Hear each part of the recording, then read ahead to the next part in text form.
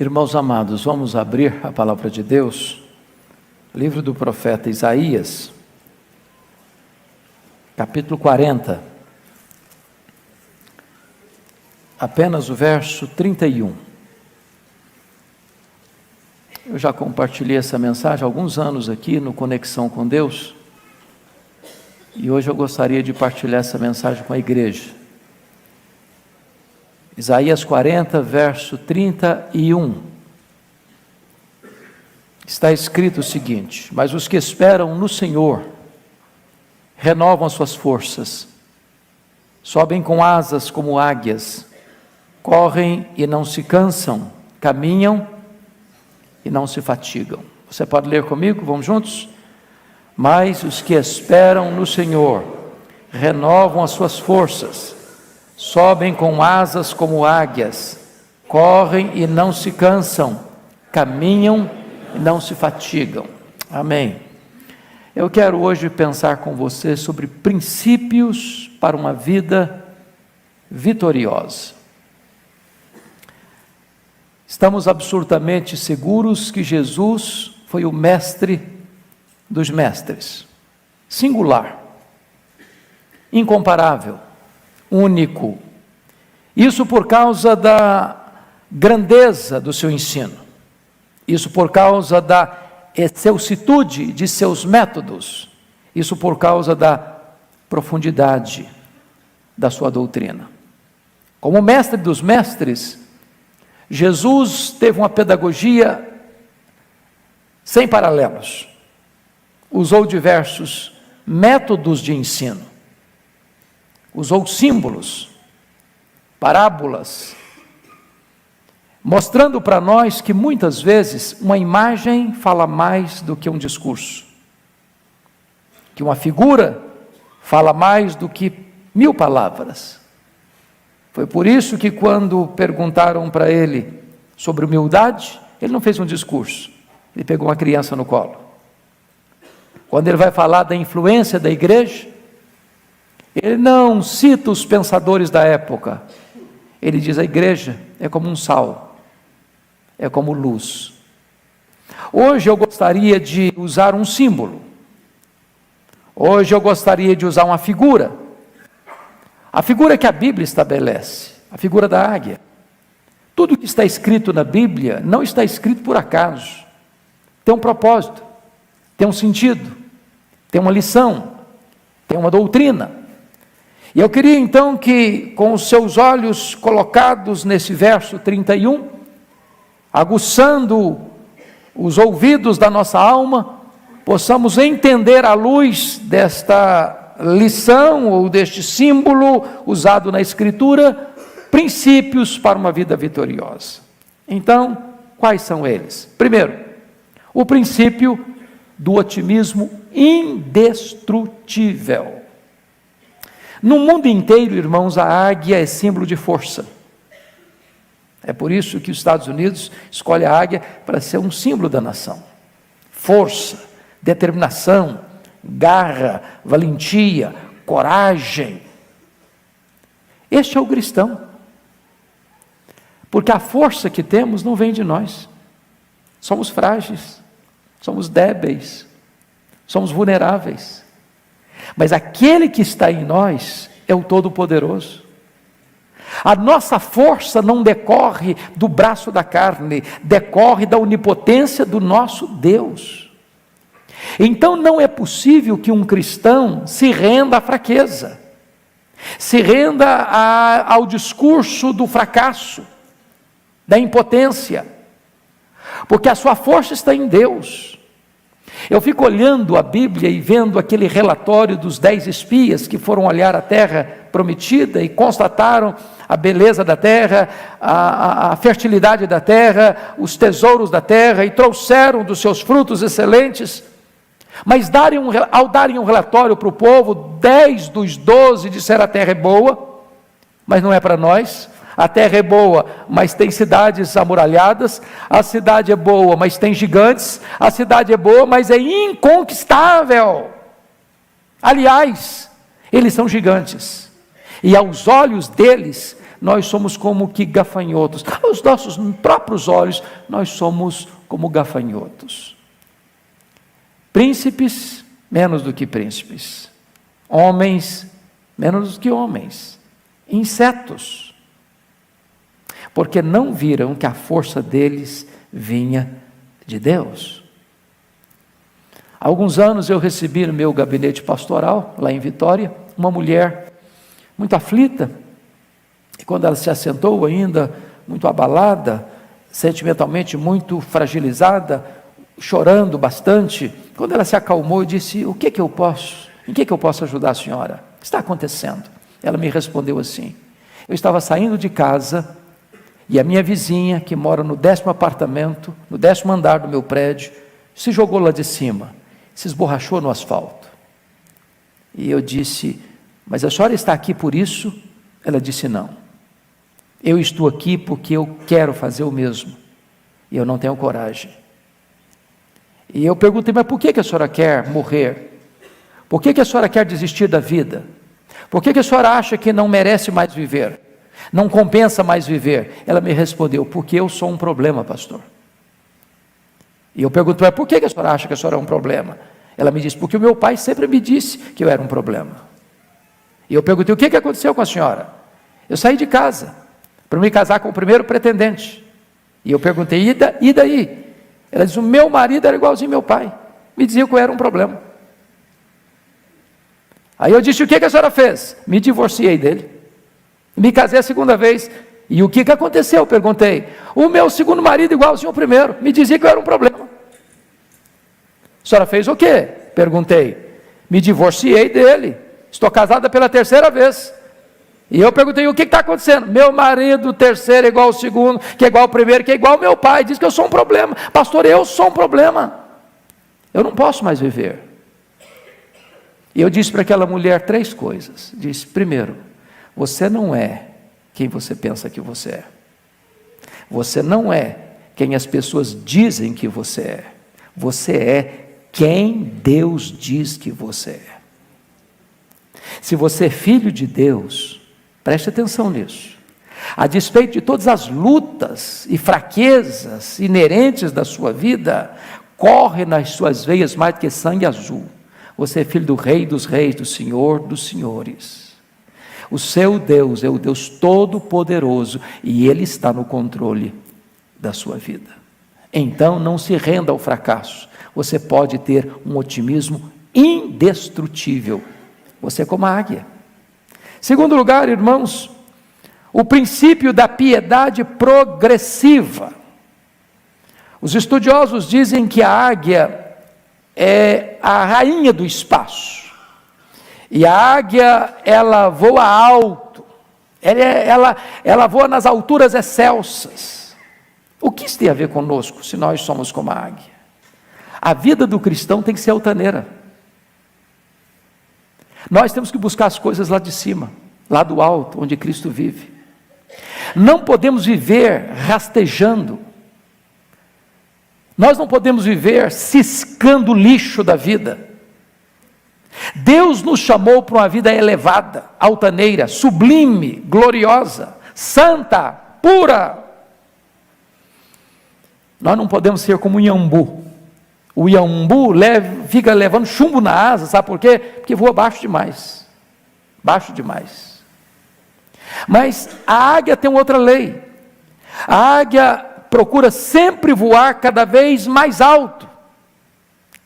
Não é zigue-zague, um dia animado, outro dia desanimado, um dia com coragem, outro dia desencorajado, um dia com fé, outro dia com incredulidade, um dia cheio de entusiasmo com as coisas de Deus, outro dia completamente desanimado com as coisas de Deus. Deus chamou você não para viver no zigue-zague, altos e baixos. Deus chamou você para caminhar sempre para cima, sempre para o alto, sempre para frente, cada vez mais alto, cada vez mais perto de Deus, cada vez se santificando mais, cada vez consagrando mais a sua vida a Deus.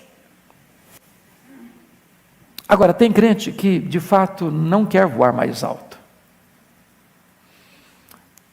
Os estudiosos foram pesquisar, por exemplo, o pelicano, e descobriram que o pelicano faz voos curtos, breves e baixos. Quando foram perceber a razão, é porque o pelicano tem o papo muito grande, então não consegue voar alto.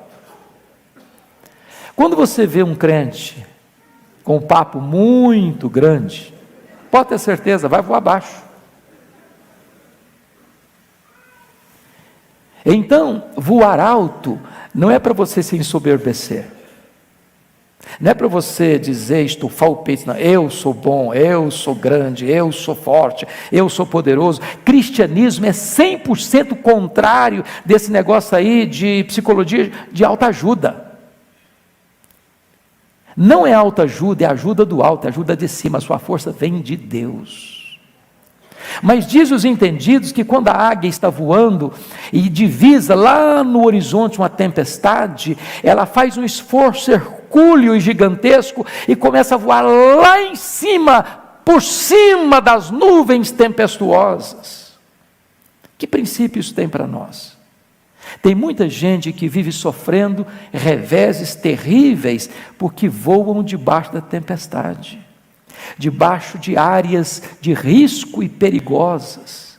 Em nome de Jesus, você precisa fugir destas zonas de perigo, dessas zonas tempestuosas, para que você não sofra os reveses de voar debaixo da tempestade. Você pode superá-las, você pode voar lá em cima, onde tudo está calmo, onde tudo está seguro, onde tudo está debaixo do controle do Deus Todo-Poderoso. Terceiro princípio que a águia nos ensina, o princípio da integridade inegociável. Os estudiosos dizem que a águia voa em linha reta, como uma flecha, como um projétil. Ela não fica voando em zigue-zague, ela voa em linha reta. O que significa isso? Nós somos como a águia. Que o projeto de Deus na sua vida é que você viva uma vida reta, na luz, uma vida irrepreensível, uma vida onde não tem nada na sua vida debaixo do tapete, onde você vive com retidão aos olhos de Deus e aos olhos dos homens. Você é como a águia. Mas, diferentemente da águia que voa em linha reta, tem outra ave que voa em círculo. É o urubu. O urubu não faz progresso, ele fica sempre voando em círculo. Entra ano e sai ano. Ele não muda o itinerário do seu voo, sempre em círculo. Tem crente que entra ano, sai ano, não amadurece, não cresce, não se santifica, eterno bebê espiritual. Ele fica dando voltas. Ele é maduro de tempo, mas não é maduro espiritualmente. Tem 20 anos de igreja, está bebendo leite, está nos rudimentos da fé, ele não cresceu, ele está dando volta. Agora, o que é perigoso é que quando você olhar para cima e ver um urubu fazendo isso aqui, ó, voando em círculo, pode ter certeza, ele está voando em cima de algo que está estragado. Irmãos, quando nós não buscamos as coisas lá do alto, nós acabamos nos distraindo com coisas que já estão cheirando mal. Nesse mundo que se movimenta, ficar parado é dar marcha ré. Então o projeto de Deus para você é que você possa avançar, não em círculos, mas caminhando para frente, para o alvo da soberana vocação de Deus em Cristo Jesus. Quarto princípio, o princípio da total dependência de Deus. Os estudiosos foram olhar a águia e descobriram algo interessantíssimo. Ela tem as asas desproporcionais ao tamanho do corpo. Desproporcionais. Isso gerou uma curiosidade imensa nos estudiosos. Mas por que ela tem as asas desproporcionais ao tamanho do corpo? Cochilo do Criador? Absolutamente não. É que a águia faz voos muito altos, muito longos. E a águia, ao voar, não fica ruflando as suas asas como um beija-flor. O que ela faz? Ela ganha as alturas, aplana as suas asas e deixa que o vento a carregue. Nós somos como a águia. O que isso tem a ver conosco? A Bíblia diz, não é por força, nem por poder, mas é pelo meu Espírito, diz o Senhor dos Exércitos. Nós precisamos viver nessa dependência do Espírito Santo de Deus. Nós precisamos ser levados pelo vento do Espírito Santo de Deus. Nós não vamos alcançar uma vida vitoriosa e altaneira, e santa, e reta, e pura, e piedosa, com a nossa própria força. Nós precisamos, como já foi lido aqui, vivermos na dependência do poder do Espírito Santo de Deus. Mas recebereis poder ao descer sobre vós o Espírito Santo, e sereis minhas testemunhas, tanto aqui em Jerusalém, como em toda a Judéia e Samaria, e até aos confins da terra. O projeto de Deus para a sua, para a minha, para a nossa vida é uma vida no poder do Espírito Santo, no poder do Deus onipotente. Nós precisamos ser levados pelo Espírito Santo de Deus a uma vida de vitória, a uma vida na sua plena e absoluta dependência.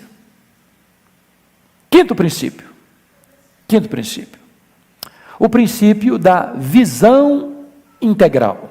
Os estudiosos foram examinar a águia e descobriram que a águia tem uma capacidade impressionante, e está escrito isso na Bíblia, lá no livro de Jó, 39, você pode conferir isso comigo.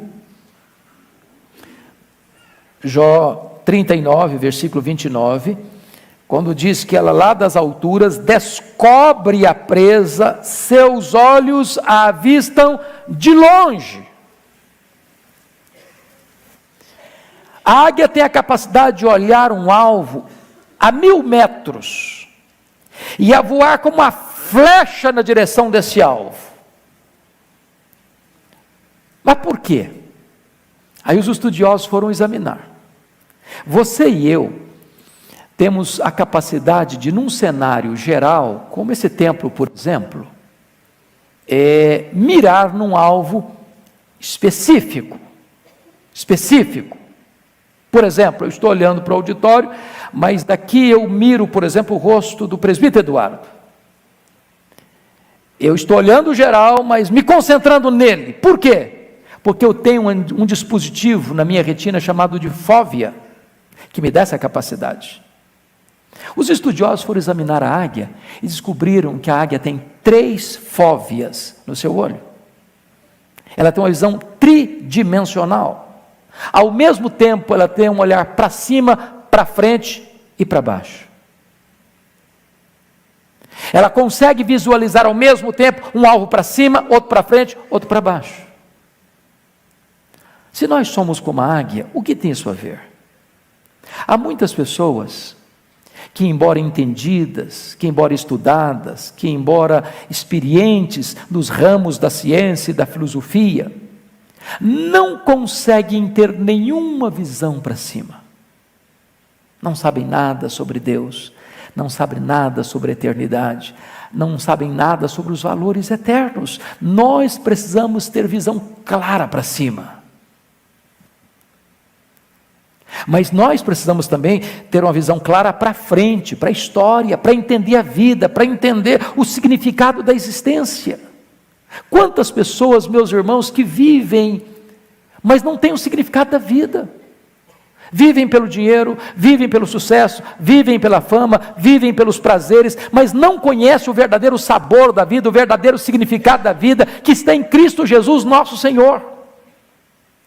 Mas tem outros que não têm nenhuma compreensão para baixo, não têm um coração compassivo, não se importam com aqueles que estão nos vales, gemendo, sofrendo, sangrando, precisando de socorro, precisando de uma mão estendida. Nós somos como a águia, precisamos ter uma visão plena, íntegra, tridimensional, para cima, para frente e para baixo.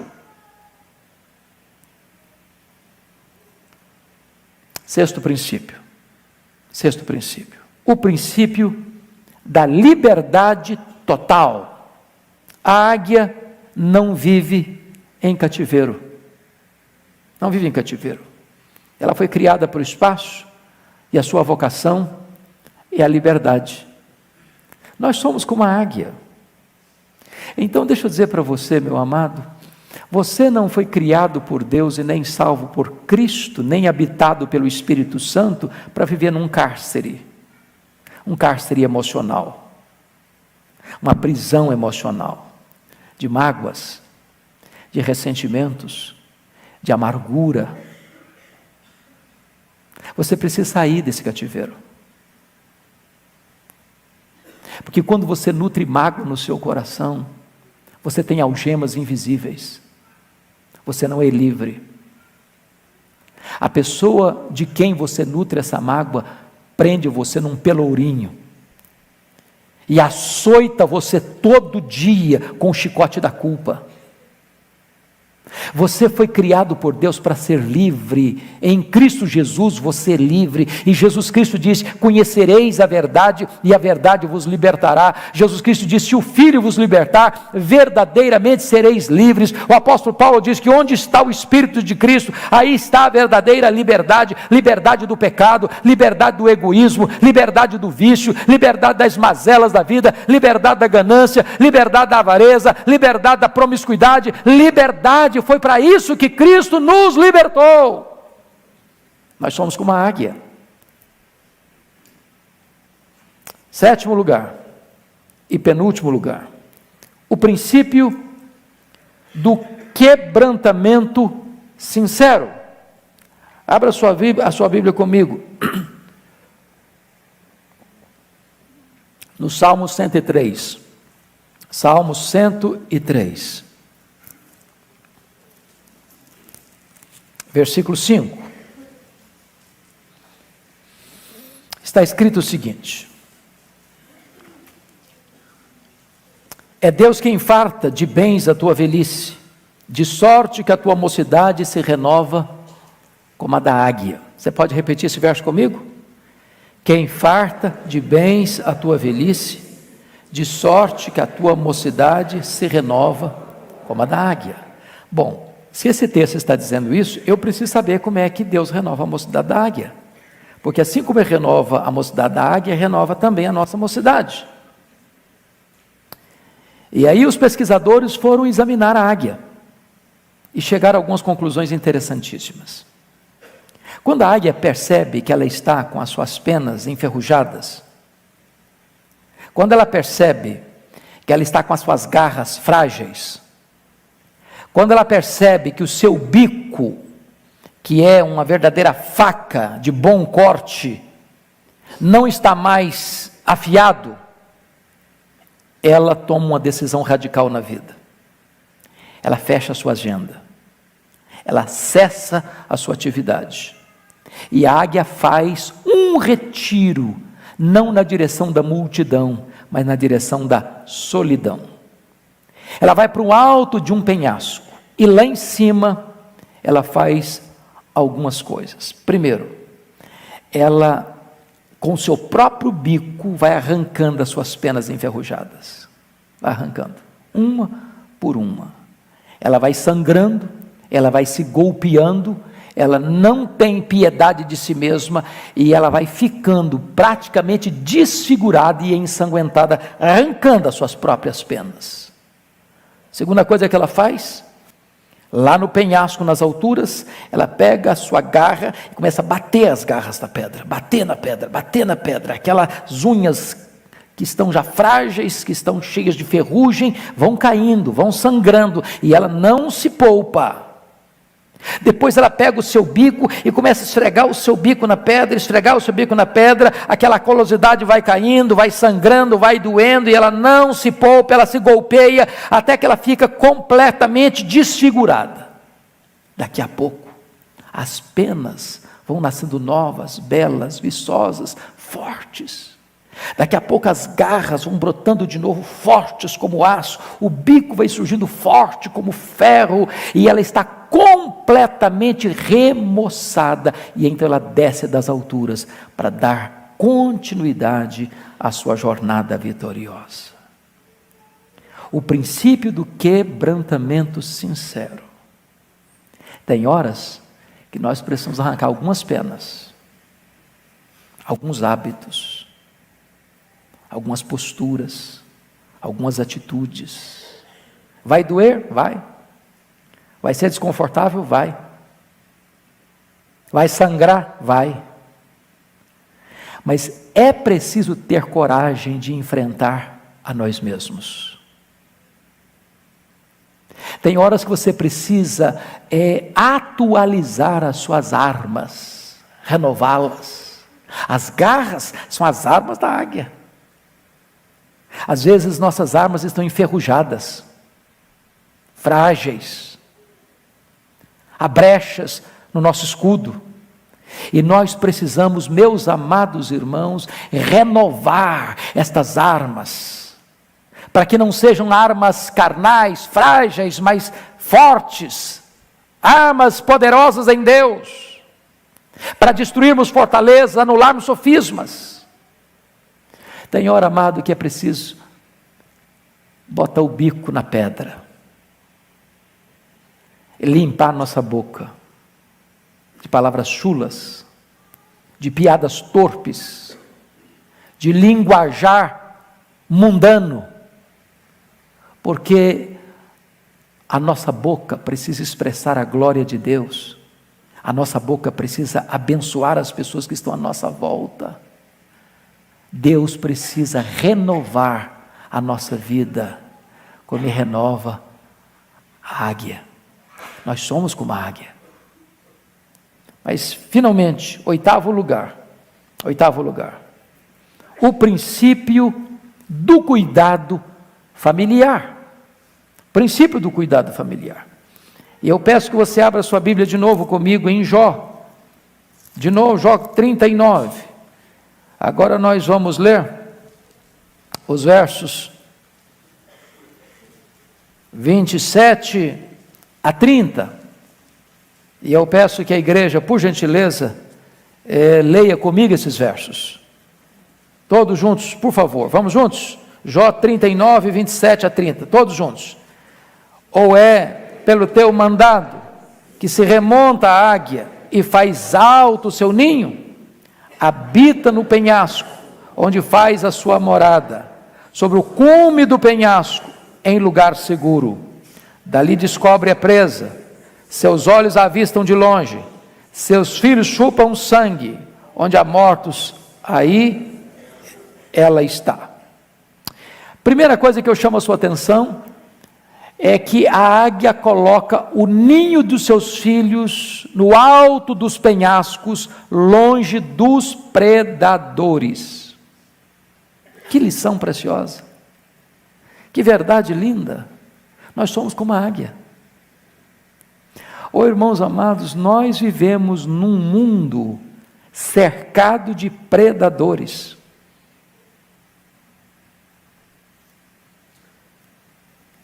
As escolas, por mais nobres que sejam, ao seu redor estão cheias de predadores. Você passa na rua à noite, à beira das nossas universidades, e você tropeça em predadores. Você liga o seu computador e aciona as redes sociais, e os predadores estão aí. Você liga a sua televisão, e os predadores estão por todo canto, por todo lado. Há muitos predadores disputando o coração dos nossos filhos. Há muitos predadores de bote armado para atacar os nossos filhos. Nós não moramos numa estufa, nós não vivemos numa redoma, os nossos filhos estão expostos a esses grandes riscos e perigos. E a águia está nos ensinando uma coisa: precisamos colocar o ninho dos nossos filhos longe dos predadores. Saber onde eles vão, com quem vão, o que estão fazendo. Quem são os amigos dos nossos filhos? Porque os predadores estão aí, prontos para atacar. Pense comigo, por exemplo, no rei Davi. Rei Davi teve muitos filhos. E o rei Davi amava os seus filhos. E o rei Davi presenteava os seus filhos. O rei Davi nomeava seus filhos como seus ministros. Mas o rei Davi não teve o cuidado de colocar o ninho dos seus filhos no alto dos penhascos, longe dos predadores. Se você ler atentamente 2 Samuel capítulo 13, havia dentro do ninho dos reis uma víbora venenosa, perigosa, chamada Jonadab, aparentado da família, que estava mais perto dos filhos de Davi do que o próprio pai Davi. E quando Aminon desenvolve um sentimento patológico de paixão pela sua meia-irmã Tamar, e o seu semblante descai, e o seu peso cai, diz a Bíblia que não é o pai que percebe isso, não é Davi que examina isso, não é Davi que conversa com o filho sobre isso, mas é Jonadab. Diz: o que está acontecendo com você, Aminon? E Aminon abre o coração para a pessoa errada, e essa pessoa errada, Jonadab, dá um conselho perverso, satânico, demoníaco para Aminon, para se fingir de doente, para seu pai visitá-lo. Tem pai que só vai ver o filho quando o filho adoece, não tem papo, não tem diálogo, não tem conversa, e tudo estava arranjado, uma armadilha, uma tocaia, para que ao Davi ir visitar, Aminon dissesse: papai, eu queria que o senhor mandasse a minha irmã Tamar aqui me visitar. Eu sei que ela faz um bolinho que é especial, receita de casa, receita da família. Se ela fizer esse bolo, da mão dela eu vou comer. E Davi, embora um homem tão esperto, um homem tão atinado com as grandes questões do império, do reino dele, não atinou para o fato de que ele estava sendo colocado numa armadilha para empurrar sua filha para o abuso sexual. E diz a Bíblia que Tamar vai, e aquilo tudo era uma cena. Quando ela entra no quarto para levar a refeição para o seu irmão, longe dos holofotes, ele agarra a sua irmã, ele estupra a sua irmã, para sentir nojo por ela depois. O resultado você conhece. Tamar era irmã de Absalão. Absalão espera mais 2 anos e mata seu irmão Aminon. Absalão foge, Davi o persegue, Davi não consegue perdoá-lo. Depois de 11 anos dessa tragédia, Absalão se revolta contra o pai e é morto nessa guerra. Tem na casa do rei Davi violência, estupro, incesto, assassinato, conspiração. Por quê? Porque esse pai não colocou o ninho dos seus filhos no alto dos penhascos, longe dos predadores. Eu tenho plena certeza, irmãos, que nenhum pai, nenhum avô, nenhuma avó, nenhuma mãe que está aqui hoje consegue, por mais que ame seus filhos e seus netos, blindá-los neste mundo tão perigoso. Dependemos da graça, dependemos do favor de Deus, mas aquilo que nós pudermos fazer, nós precisamos fazer. Mas olhe comigo outra coisa, abra sua Bíblia agora, por favor, em Deuteronômio 32. Deuteronômio 32.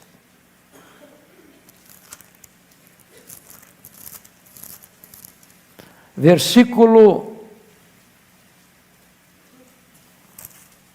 11. Você pode ler comigo, toda a igreja? Vamos juntos?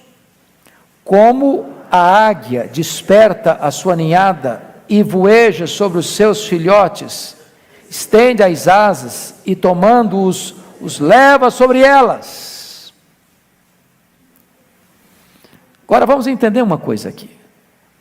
Além de colocar o ninho dos filhos no alto do penhasco, a águia faz outra coisa. Quando os filhos estão já na hora de sair do ninho, ela toma uma atitude, à luz desse texto. Ela vai lá em cima do ninho e começa a voar, em cima do ninho. Dizendo o quê? Dizendo o seguinte: filhos, olhem para mim, vejam como eu faço, sigam o meu exemplo. Eu estou dando para vocês uma lição, é assim que faz. Está na hora de bater asas do ninho. Que coisa interessante. Os nossos filhos veem mais o nosso exemplo do que escutam as nossas palavras. O que somos fala mais alto do que o que falamos.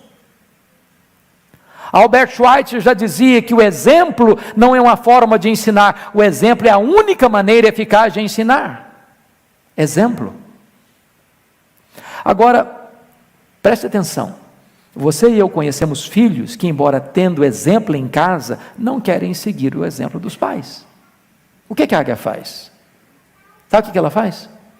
Quando ela está voando, o filho não quer sair do ninho, ela vai lá no ninho, tira o capim macio, tira a penugem e deixa os espinhos, as ferpas, para acicatar os filhos. Tem hora que a única linguagem que os filhos conhecem é a linguagem da disciplina. Pais que super protegem os filhos, estragam os filhos. Há dois extremos. Mimar demais é um extremo perigoso, ou ser rigoroso demais é outro extremo perigoso. Mas preste bem atenção. Você precisa ter coragem de disciplinar seus filhos, de dizer não para os seus filhos, de estabelecer limites para os seus filhos. Você precisa ser como a águia. Mas bom, pense agora numa outra alternativa. Imagine que mesmo com os espinhos acicatando, o filhote da águia não queira sair do ninho. Porque tem filho que mesmo com exemplo, ele não quer seguir também. Tem exemplo, tem disciplina, e mesmo assim não quer obedecer. Sabe o que a águia faz? Ela toma uma atitude radical. Ela vai lá no ninho, arranca o filho do ninho com as suas possantes garras, lá das alturas excessas, ela joga o filho ao chão. E o filho que nunca voou, não sabe voar, sai dando cambalhotas. E ela deixa. Quando o filhote está para esborrachar no chão, ela pega de novo com as suas possantes asas, leva ela para cima e joga outra vez. Faz isso 1, 2, 5, 10 vezes, até que o filhote aprende a voar sozinho. Sabe qual é o princípio da águia? Meu filho precisa ser meu discípulo. Eu não desisto dele. Eu não abro mão dele. Eu não abro mão dele. Nós somos como a águia. Nós não podemos desistir dos nossos filhos. Nós não podemos abrir mão dos nossos filhos. Nós não geramos filhos para a morte, nós não geramos filhos para o cativeiro, nós não geramos filhos para povoar o inferno. Os nossos filhos são herança de Deus, os nossos filhos são bênção de Deus e nós precisamos continuar investindo neles até vê-los sendo restaurados e usados nas mãos de Deus. Eu quero concluir contando para vocês um fato que marcou minha vida e eu acho que marcou muita gente na época que esse fato veio à tona. E eu sei que eu já contei isso aqui naquela mensagem, mas tem gente nova aqui, talvez nunca escutou essa história, que vai encorajar o seu coração. Aconteceu no Rio de Janeiro, numa escola de orientação militar. E lá estava um menino chamado Netinho, era um adolescente, 14 anos, e seu pai era militar, muito rigoroso, e o Netinho então num dia foi flagrado pelo seu professor, na interpretação do seu professor, numa tentativa de cola, numa prova de geografia, e o professor tomou-lhe a prova, lhe deu 0, chamou o pai e a mãe e expôs a situação diante do pai e da mãe. E o Netinho ficou, de certa forma, muito constrangido e até envergonhado com essa cena.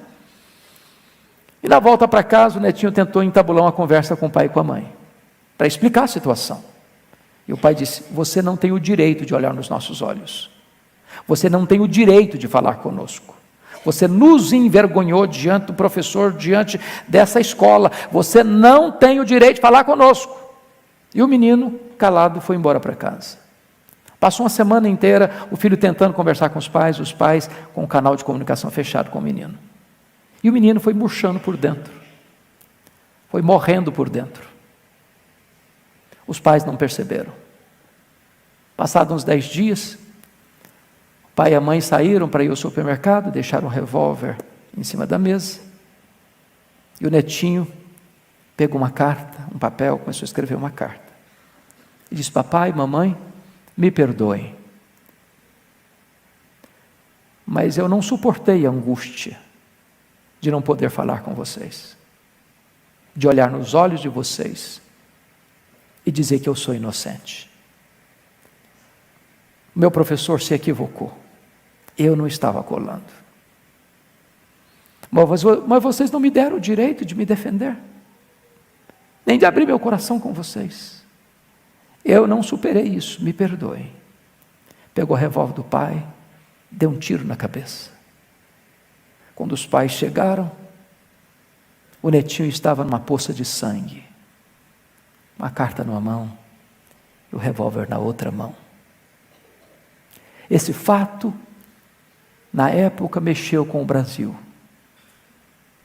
E é um alerta para você e para mim ainda hoje. Os nossos filhos vão errar conosco. Nós vamos errar com os nossos filhos. Família é lugar de perdão. Família é lugar de cura. Família é lugar de recomeço. Família é lugar de compaixão. Família é lugar de segunda oportunidade. Nós somos como a águia. Que Deus nos abençoe. Amém.